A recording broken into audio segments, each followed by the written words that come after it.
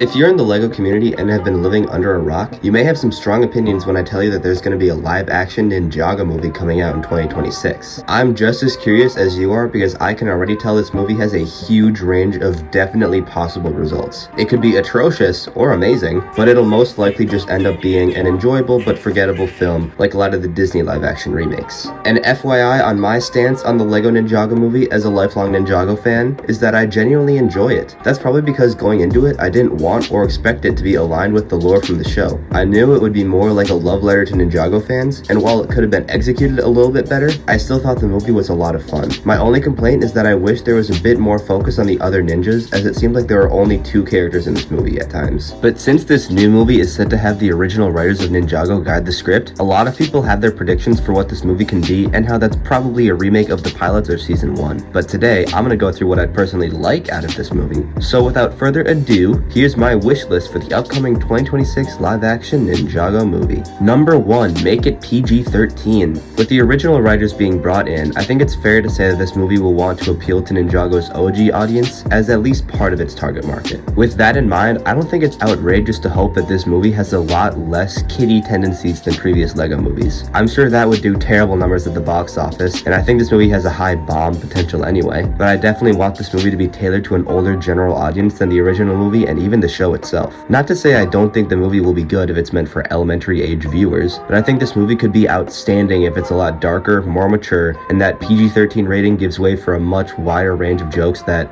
let's be honest, OGJ would definitely make.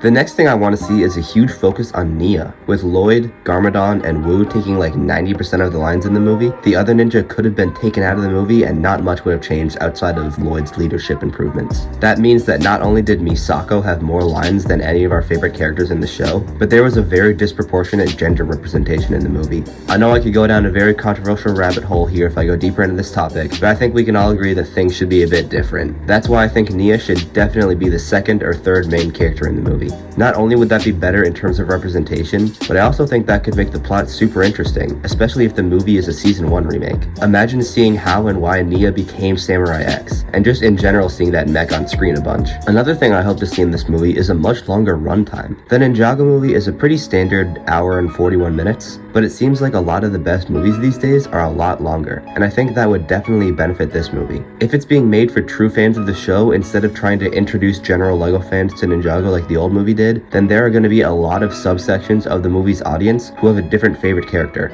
I think a longer runtime offers a lot more opportunity for, say, a Kai fan, who is probably the most common favorite character among OG fans. The first movie really only gave a lot of cool moments for Lloyd, Garmadon, and Wu, and while each of the ninja had good moments once they unlocked their powers, they didn't mean anything because there wasn't any character development that paid off there. If the movie is longer, then every character has the potential to have at least the semblance of an arc, which would be so cool. I'm realizing now that I said at the start of the video that I liked the Ninjago movie, but I've done nothing but bash it since. I promise I like the movie. Kind of a weird request on this next one, but I hope that the movie brings back the original voice actor for at least one of the characters, particularly the main villain, because it's likely to be either Garmadon or Pythor, who would definitely use heavy amounts of CGI, so the physical actor could definitely be different than the voice actor. I think if Pythor is in the movie, then it would be especially cool to see Michael Dobson reprise his iconic role.